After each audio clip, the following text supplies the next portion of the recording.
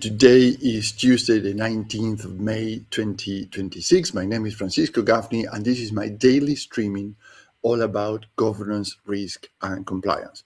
And we are right into the model today. As we promised yesterday, we did a walkthrough through the whole model that we see in our screen now. But today, I'm going to focus on the quadrant that is on top, number one, which is scaling, and all the related things to commercial acceleration, like your brand, your people, your teams, and your partnerships. And here, this week, I'm focusing mostly in companies that are founder-led. So this is a big challenge for many organizations around the world. It's not proprietary for any country because the founders have all the drive, the energy to bring the company to a certain level. And then what happens?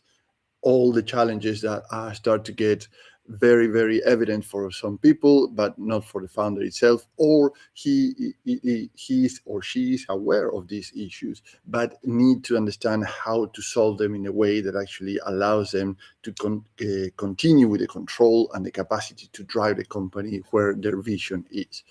So this is a stage for for a business that has already proven demand, right? So if you're a company that is a startup or trying to grow, probably this is not for you. And just to make it fully aware, though, stay, because this is a very good information, because you're going to face that problem one day. So having the capacity to understand these things beforehand also will give you a competitive advantage, because you're going to be on the forefront of the challenges rather than in the receiving end, meaning that actually you're going to be proactive toward these challenges instead of being reactive, meaning that actually, oh my God, this has happened to me now.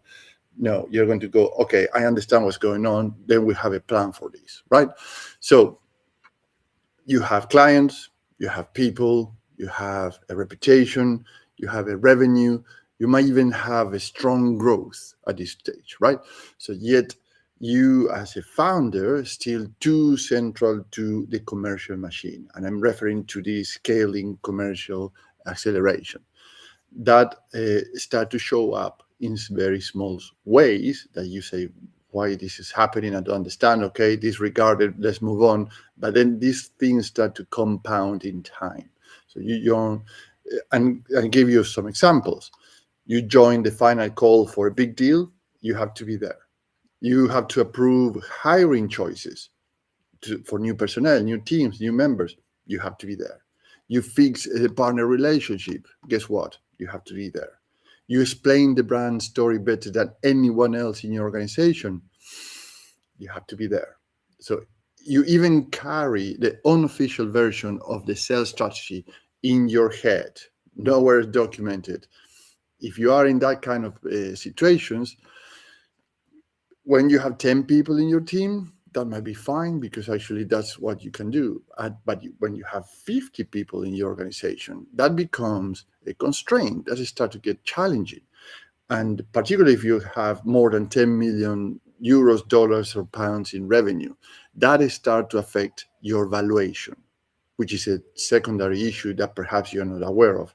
Your valuation starts to be affected when everything starts to, like I call it, the boomerang effect, that's coming back to you again and again and again, as the example that I showed. Because let's get a list of things that why affects valuation. Your buyers, your investors, your banks, your senior hires, all look for the same thing.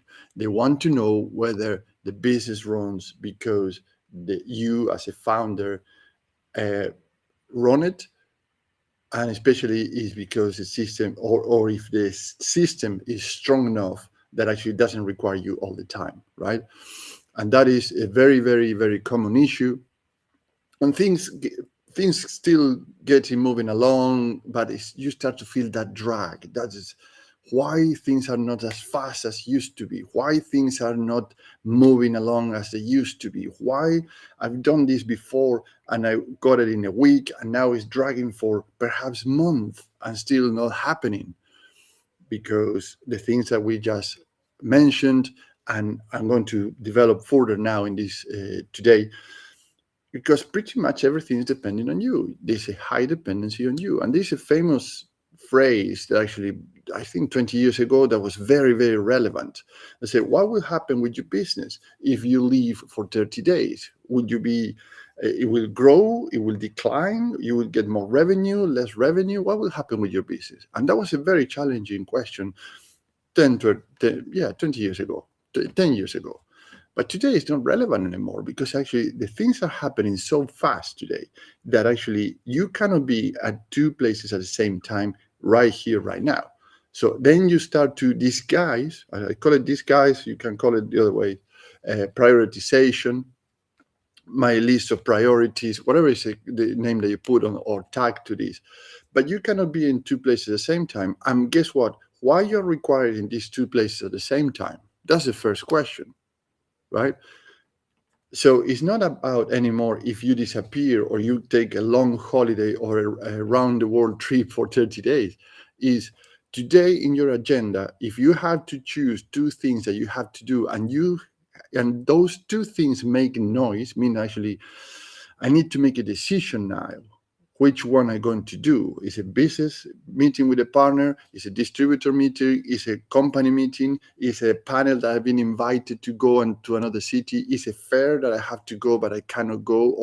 If you start to consider all these things, that means that your time now is start to get pulled in every single direction. And that is why before you could do it in a week time, and now you can do it in 3 months time, because you have to put things on hold, or hold or parked or prioritize them, meaning that actually they are all as important as they should be, or were important as they should be at a few years ago.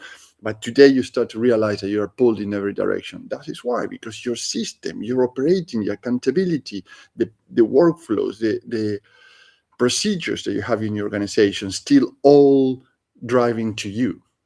It's not actually the system, which is the organization itself, is managing all these things correctly and independently of you, while you still have the control of the company.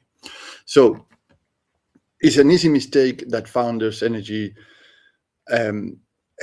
the sales too. Yeah, the founder has a history. You as a founder, you have the history. You know this because in the inception of the company, right? You have the history, the credibility, the urgency. You know why business exists. You know what are the offers, how to offer it. You understand your client's fears before the client can explain it, right? So the deals move, but you have to look closer. Does the sales team convert without you? Right? This is a classic example. So does the team convert without you? Because of the things that I mentioned, you know the customer paying better than the customer itself. But do your team it has the same capacity?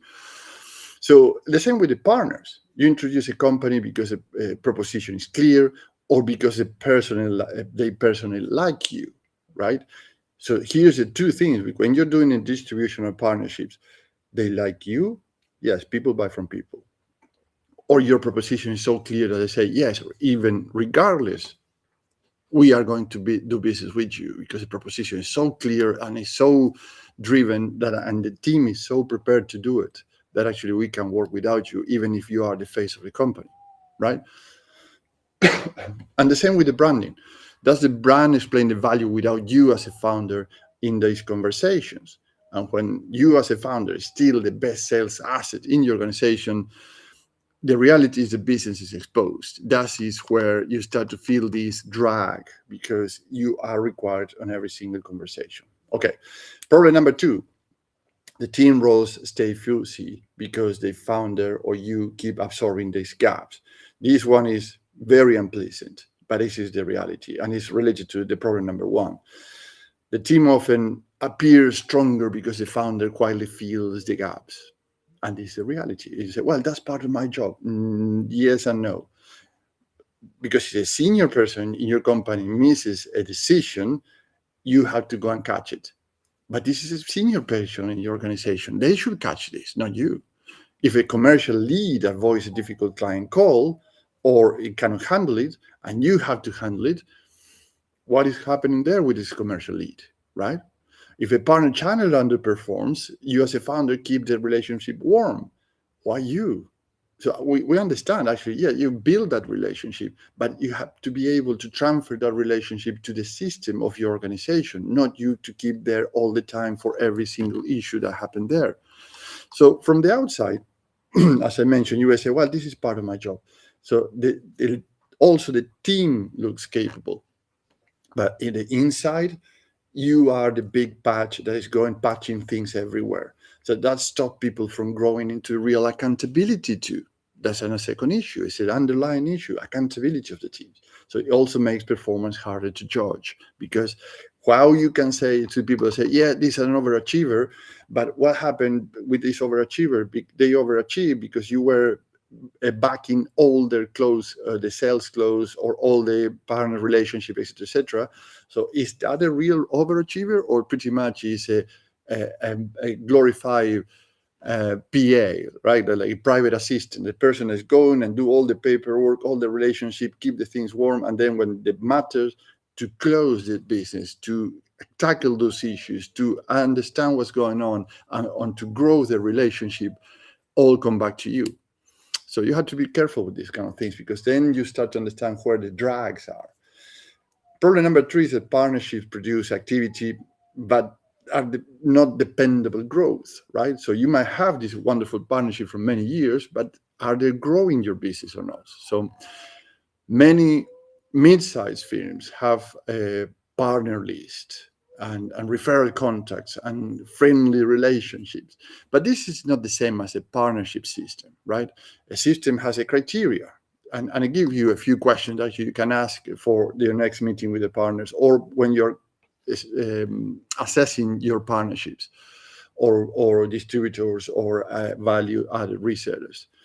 Which partners matters? Which partners produce margin? Which partners create the right client type, right? Which partners needs a joint plan? Because sometimes you need a joint plan to make the things work. Which partners needs a closing down, right? Because pretty much they are producing more noise than actually capacity and in sales or penetration in the market, whatever you want to call it, right?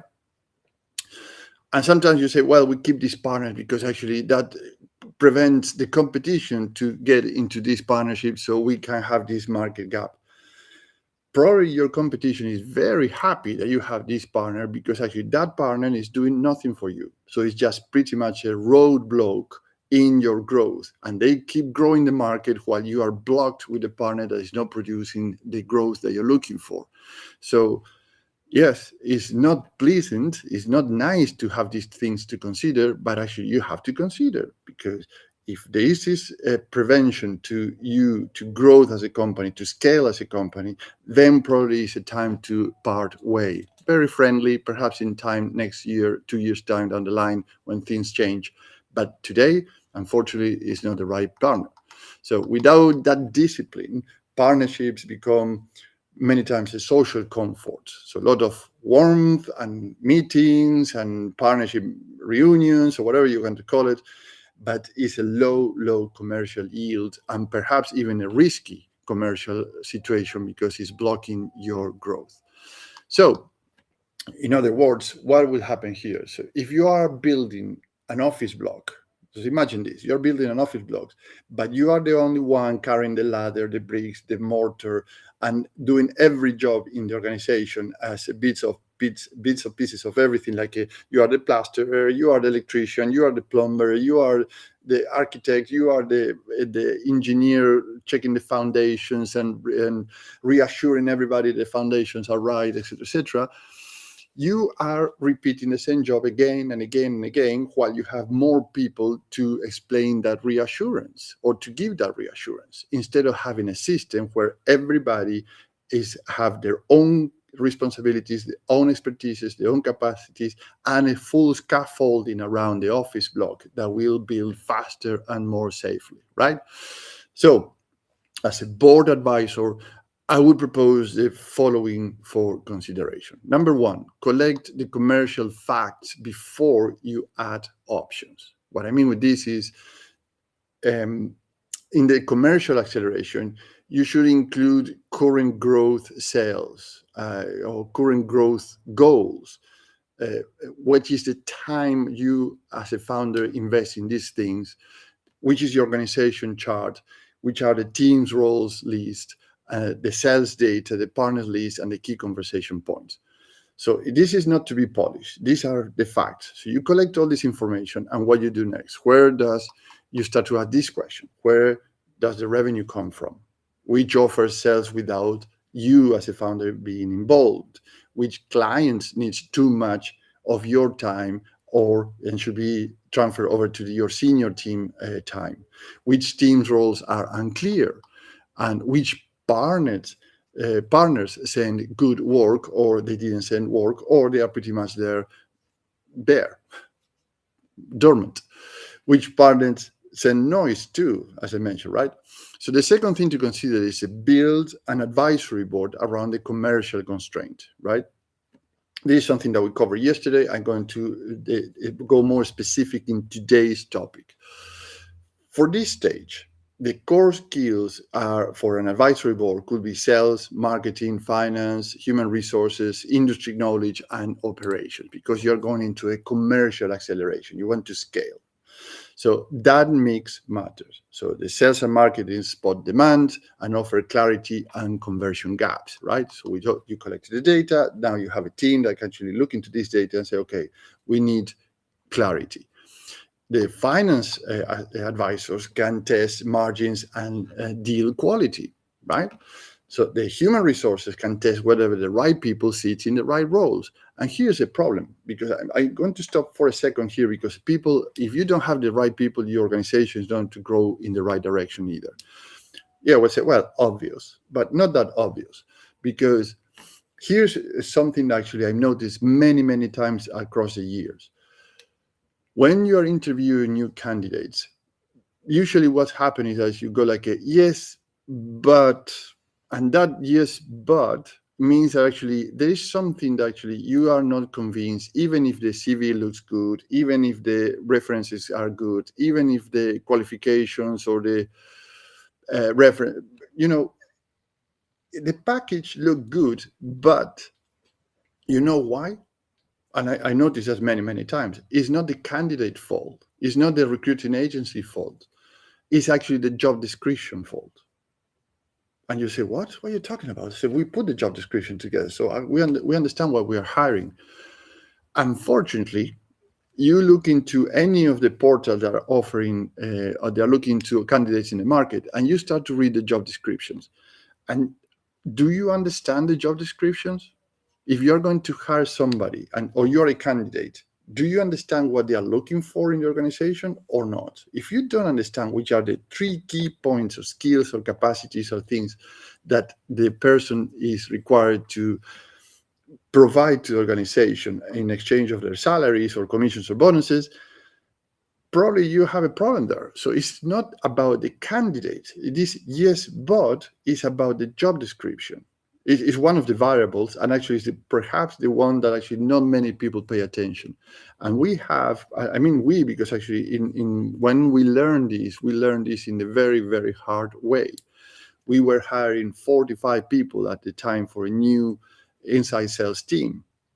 And guess what? The candidates were all coming in the different batches and different places, all right candidates in terms of the CVs or the resumes. But actually, when we were interviewing them, we said, why this is not matching the criteria that we are looking for?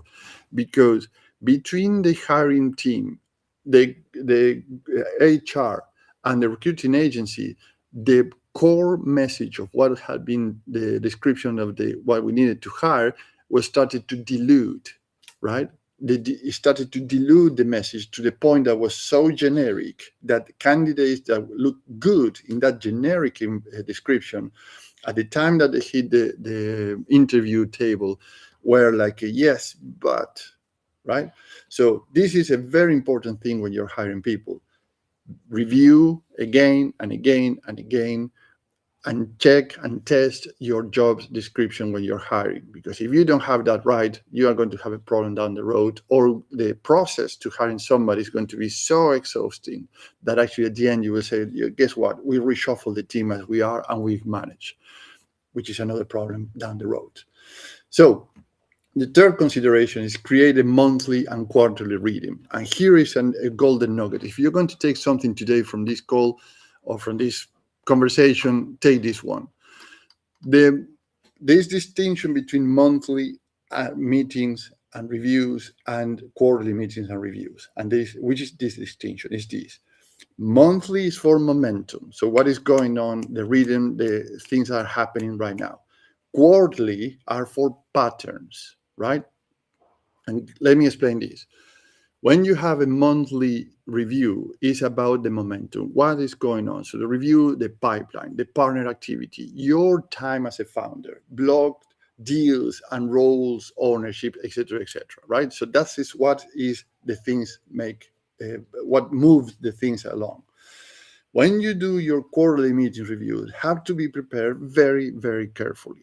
Yeah, because it's not to audit the past or say how you've been doing compared to the target objectives or milestone. Also is to identify, and I think that the key message here is identify the patterns. Look at the market position, product feed, channel performance, commercial capacity and leadership gaps, right?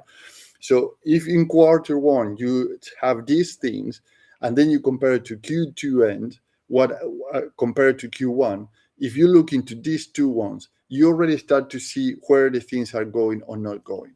And it's not about sales, it's not about revenue, it's about patterns of behaviors or capacity and market, etc., etc.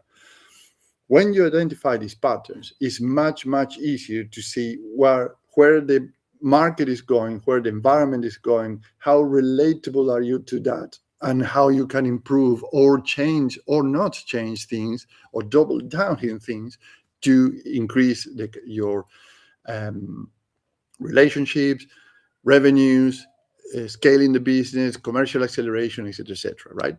So that is very important to this distinction. Monthly is a momentum meeting. Quarterly is a pattern meetings. So if you get this for your organization today, I can assure you that in the next year, doing these two distinctions, you are going to have a massive difference in your business. This is where the boards changes the business. That's how important the boards can change businesses. It's not to replace management. It is force a better preparation, a cleaner choices, and a follow through things. So what do you gain working with me? So 3 things: business outcomes, differentiators, and risk reductions. In terms of outcomes, you gain the commercial cadence that does not depend on founder heroics. Even if you want to do it, we have to stop you and say, listen, your vision is more important now than your operating capacities. So we have to put people in the operating capacities and start to work in your vision to execute that vision.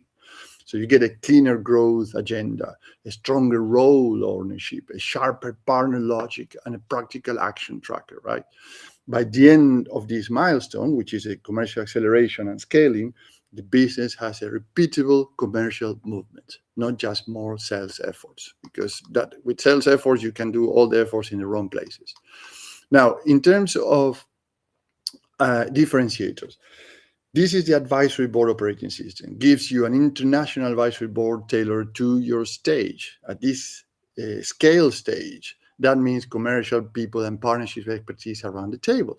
It is faster to implement, not hiring one executive. It has a lower overhead than a big consulting firm, and it avoids talent lock because board members are swappable every 6 months. And when I say an international advisory board, you might say, well, but we are a local company. We are a national company. Why we need an international advisory board? Because your business, I'm sorry to deliver this news, the reality is that is not unique. You don't live with a unique business isolated in the world. And there are many other businesses like yours or similar or exactly like yours around the world.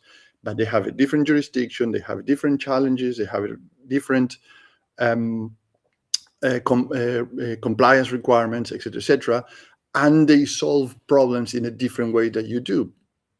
What that means is that actually they have a different view of the world than yours, and they can bring and they can enrich and then enhance your operation, your business, your sales, your teams It's an amazing thing that happened, that the world is so connected today that you can see what's going on around the world and bring you home the best of the best so you can thrive and be better in your organization, your team, and that vision that you have of the world in terms of your business can be delivered.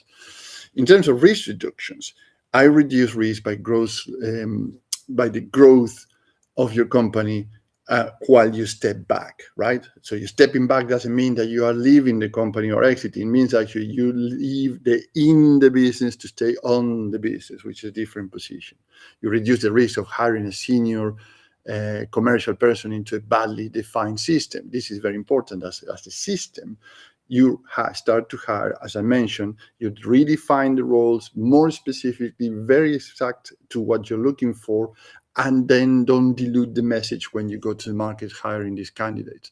So you reduce the risk of treating every growth issue as a sales problem when the real issue sits in the brand or in the roles or the partner ecosystem design. And so you reduce this risk on spending months, as I call, admiring the issue, right? So you go into a meeting and say, okay, we are going to park this for next month or next week. That is a wall of fame, of admiration of issues that actually never get resolved. So why you don't ditch them right away and just focus on other things? But actually it's a snowball of issues that are going parked or transferred to the following week and the following week and the following week. Anyway, so the board cycle then turns those issues in action plans. You do it or you don't do it or you ditch it. Right. So one action you can take today, and it's doable in 30 minutes or less. Open your calendar from the last 2 weeks. And here's a very practical exercise you can do. Mark every meeting where you as a founder was needed to move a commercial issue forward. Yeah, it could be a sales call, a client escalation, a pricing decision, a partner discussion, recruitment, proposal reviews. It can be anything, but the last 2 weeks. Now, put each meeting into one of the 3 buckets. Bucket number 1 is only things that you could do. Bucket number 2 is someone else should have done it. And bucket number 3 is the system should have done it or prevent it, right? So you have you as a founder, the someone else, or the system. The system, I mean the organization, your company. And that is your scale audit, right? So you have 3 buckets. This is not an emotional judgment. This is an evidence collection, right? So in most meetings, it's in you have to do it. The company is still too dependent on you, unfortunately, right? So if those meetings are because you have to do it, it's too dependent on you. If they are sitting in bucket number 2, which is the people, there is an accountability issue. If many of these decisions were supposed to be with people were not done, this is an accountability issue. So your teams are not empowered enough to make those decisions and be responsible for those decisions. And if most of the situations are in the system issue, then you have an organization, as I mentioned, actually what distinguishes what, so the system can take care of itself to manage the issues that are coming through. So guess what? It's going back to you. It's a boomerang effect. Either of these 2 buckets, if they should be solved by the teams or the company, but you take all of them, mean actually you have a problem there, and this is evidence. So you can understand where you start to work in accountability of your teams, in the organization overall, or in yourself. You're taking too much for the role that you are performing as an owner. Now, let's pause here today and reconvene tomorrow, because tomorrow I will move into quadrant number 2, which is growth and capital, which is predictability. That is where the revenue looks strong, but cash, margin, and capital discipline tells a different story. Now, if interested in inform an international advisory board, let's have a chat. 30-minute call, that's enough, so I can understand where you're coming from, where you are, and where you want to go. And from there, we can take what would be the best step for you.